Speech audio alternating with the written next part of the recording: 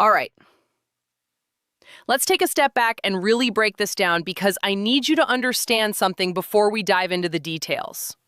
On the surface, when you hear the words preseason injury report, your brain automatically files it under routine, standard operating procedure. Nothing to see here, move along. But here's the thing about routine. When you have a fan base that has been burned before, when you have a history of communication breakdowns and delayed transparency, when you have players and fans who remember exactly how last season felt, nothing about this report feels routine. Not today. Not with this organization. Not with these names on the list. So let's slow it all the way down. Let's build this story from the ground up. Let's talk about what the Indiana Fever just dropped on their fan base heading into their preseason matchup against the New York Liberty.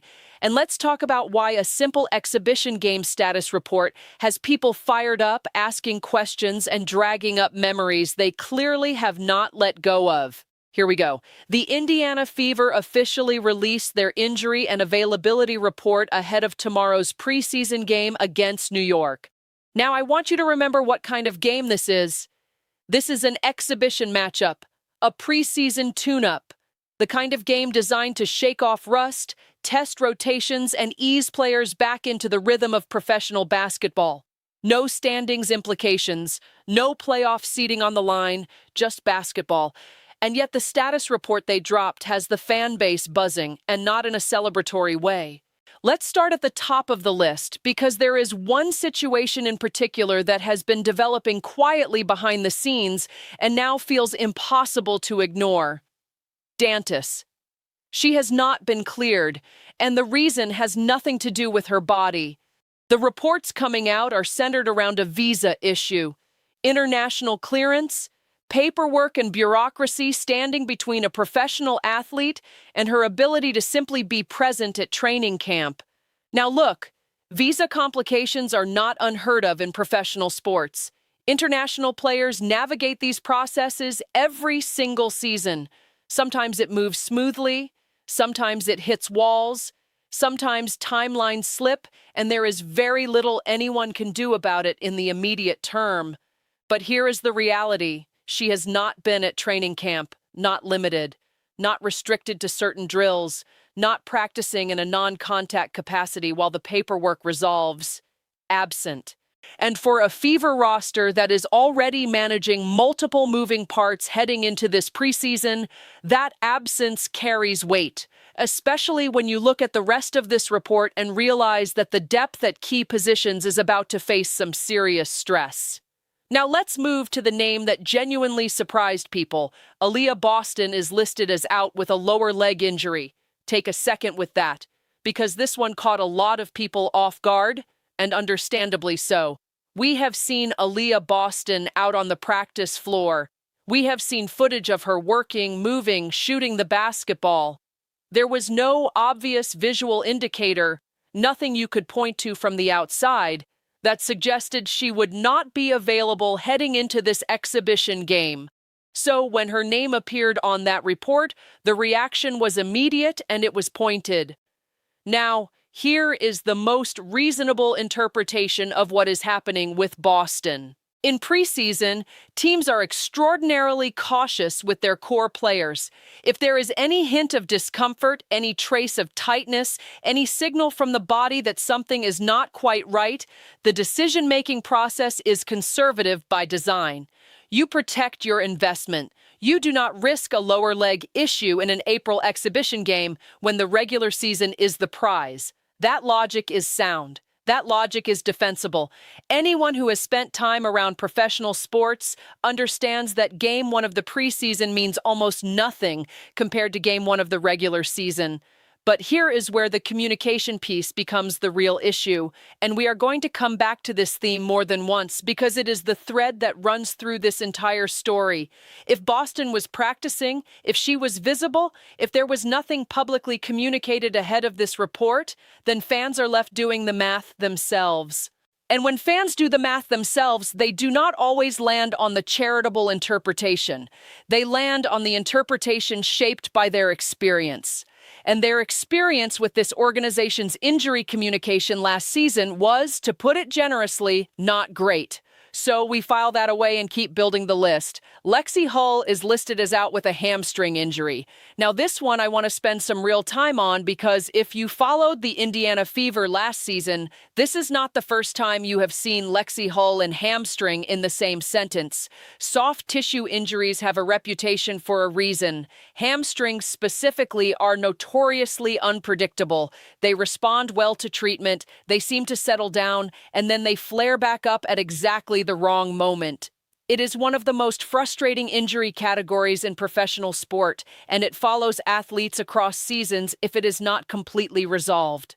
So when Hull's name appears on this list tied to the same injury that caused her trouble before, the concern is not irrational. The questions being asked: how serious is this? Is this a new strain? Is this a recurrence? What does the timeline look like? Those are completely legitimate questions. And the frustration sets in when those questions do not have clear, direct answers readily available from the organization. Hull is a meaningful piece of what the Fever want to do. Her absence is not a footnote. It is a storyline that fans are going to watch closely as the season approaches. Now, moving forward on the report, Ty Harris is listed as out with a knee injury. And this one has its own layer of disappointment attached to it because Harris is a new addition. She is a player that a segment of the Fever fan base was genuinely excited to see in action. New faces generate energy. New additions spark curiosity. People want to evaluate. People want to see what she brings. And right out of the gate, before a single preseason minute is played, she is unavailable. That is not a catastrophe. Injuries in training camp happen. But it does delay the evaluation process. And for a fan who was looking forward to seeing exactly what Harris can contribute, it is a letdown. Keep moving down the list. Sophie Cunningham is listed as a game-time decision. McConnell is listed as a game-time decision. Two more names with a question mark attached, which means the uncertainty does not stop with the players already confirmed out. Even the game-time decisions introduce an element of unpredictability that compounds everything else on this list. And then there is Kay Wallace listed as out, but not for injury reasons, non-injury related, which is its own separate category of ambiguity because that phrasing tells you something without actually telling you anything. So let us put the full picture together and really look at what this report says in its totality. Dantas, unavailable. Visa clearance, still pending, not at training camp. Aaliyah Boston, out. Lower leg injury. Lexi Hull, out. Hamstring. Ty Harris, out. Knee injury. Sophie Cunningham, game time decision. McConnell, game time decision. Kay Wallace, out, non-injury related. Now read that list again. This is a preseason game, an exhibition, and the Fever are heading into New York with significant question marks attached to multiple important names on their roster. That is a lot. And even if every single one of these situations resolves cleanly and quickly, the list itself demands a response from the organization that goes beyond the report itself. And that brings us to the part of this story that matters most, and the part that fans are reacting to most loudly: the communication. Because people in the comments, people who have been following this team closely, people who watch every game and read every press conference transcript, they are not just upset about the injuries, they are upset about the pattern, they are upset about the timing, they are upset because they feel like this information should have been addressed proactively, clearly, and honestly before the status report made it official. Someone made the point directly. Why wasn't this brought up at the press conference yesterday? Why wasn't there a statement from the coaching staff or the front office acknowledging that certain players would be held out tomorrow as a precaution? Why let the status report be the vehicle for delivering this level of information to the fan base? And when you dig deeper into why that question lands so hard, you run straight into the wall of last season, because last season left a mark. There was a prolonged period where injury information about Caitlin Clark was handled in a way that the fan base found deeply frustrating. Day-to-day designations that stretched far longer than anyone was comfortable with. Vague updates that created more speculation than clarity. A situation where fans felt, rightly or wrongly, that they were not being leveled with, that they were being given just enough information to quiet the noise without actually answering the question. And when that goes on for months, when it lasts from July through October, it does not just create frustration in the moment, it creates lasting skepticism. It creates a baseline distrust that colors every future interaction. It means that the next time the organization releases a status report without prior communication, without proactive context, without transparency, the fan base does not give the benefit of the doubt. They go back to what they know. They go back to how they felt last year. And that is exactly what is happening right now. Fans are openly saying they are scarred. That word is being used sincerely, not dramatically. Scarred. Because the experience of watching an organization handle injury information carelessly, of feeling like you were being managed rather than informed, does not wash away easily. It sticks. And it means that even a preseason injury report in April carries an emotional charge that under normal circumstances, it simply would not have. Look, the response has to be proportional here. Nobody is accusing anyone of malicious intent over a preseason status update. That would be too far. But what fans are asking for and what they are explicitly calling for is a different standard of communication going forward. One where they are not surprised by inactive lists. One where they are not left connecting dots on their own. One where the coaching staff or the front office steps in front of the information instead of letting it arrive cold. Say it clearly. If players are being held out as a precaution, say that. If there is a soft tissue concern that needs a few extra days, say that. If the medical staff wants to be conservative before the regular season, say that. Those are honest, defensible statements that fans can respect. What fans cannot respect, but what fans have shown clearly they will not accept, is the feeling of being kept in the dark. And here is why this matters beyond just the injury report itself. The Indiana Fever are heading into a season with more eyes on them than perhaps any team in the history of this league. The level of attention, the level of investment from fans both longtime and brand new, the level of media coverage, all of it is elevated in a way that creates both enormous opportunity and enormous responsibility. More visibility means more scrutiny. More scrutiny means communication errors that might have slipped by 2 seasons ago now become significant stories. This organization has to understand that. And to be fair, this moment right now, this preseason status report that has gotten people talking, this is actually a low-stakes opportunity to get it right. Because this is the preseason. Because no games that count have been played, because there is still time to reset the expectation and rebuild the communication standard before it actually matters. That is the silver lining buried inside all of this frustration. Now let us shift the lens slightly, because amid all the uncertainty and the injury discussion, there were moments today that reminded you why people love this team. The Fever were seen traveling to New York, the group together, and you could see them. Boston making the trip even while listed as out, which tells you something about engagement and team culture. Clark was there. Sophie Cunningham was there. Monique Billings was there. The core of this roster visible and together, moving toward the first competitive environment of the new season. And Boston in particular, some observers noted she appeared to have transformed her body in the off-season. Noticeably leaner, that kind of physical investment in the off-season speaks to a player who is dedicated to coming back better, which makes the lower leg injury designation all the more frustrating in its timing. Because you can see the work she has put in, and now you are just waiting for the body to cooperate.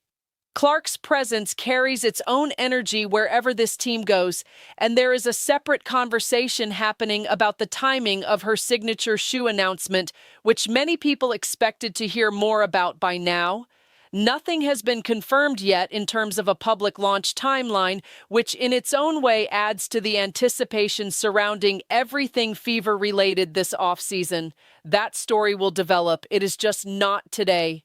And then there was a moment, a genuinely warm, human moment, involving Raven Johnson and a group of fans who had come out to show support, fans who drove significant distances, who showed up simply because they wanted to be near this team.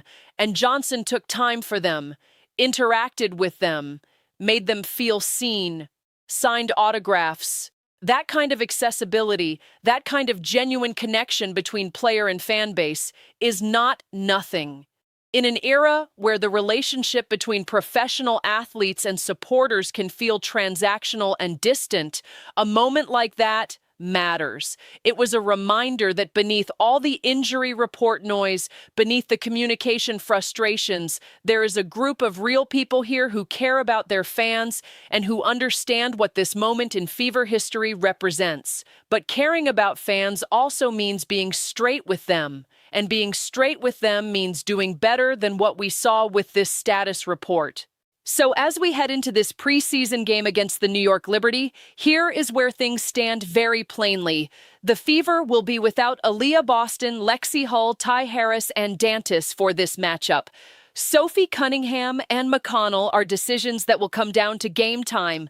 Kay Wallace is not available for non-injury reasons, and the interior depth, the ability to match up physically in the post without Boston and without Dantas present, will be a legitimate question mark for however long these situations persist.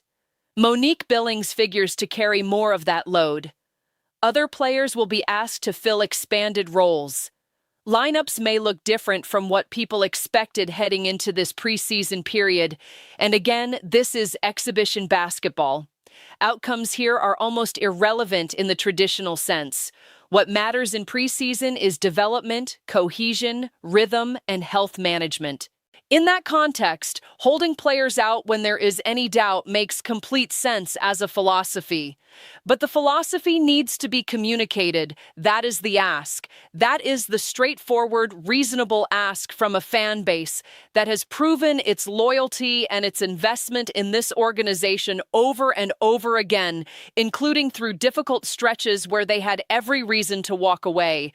They are not walking away. They are here. They are engaged. They are showing up in numbers that would have seemed unthinkable a few years ago. All they want in return is honesty. Tell us what is happening. Tell us the timeline when you know it. Tell us the reasoning when it is available. Do not make us find out through a status report when a press conference was held the day before. Do not let the gap between what the organization knows and what the fan base knows become a breeding ground for distrust. Because that gap, as last season demonstrated very clearly, does not stay small. It grows. And once it grows wide enough, it takes a long time to close. The Indiana Fever have everything in front of them right now. The talent, the attention, the momentum, and a fan base that is fully locked in. The foundation is strong. The opportunity is real. But opportunity requires trust to convert into something lasting. So handle the communication better. Get in front of the information. Be proactive and be transparent and be consistent. Do it now in the preseason when the stakes are low so that when it truly matters, when the regular season is underway and every update carries weight, the fan base already knows they can believe what they are being told. That is the standard this moment demands. The Fever are capable of meeting it. Now let's see if they do.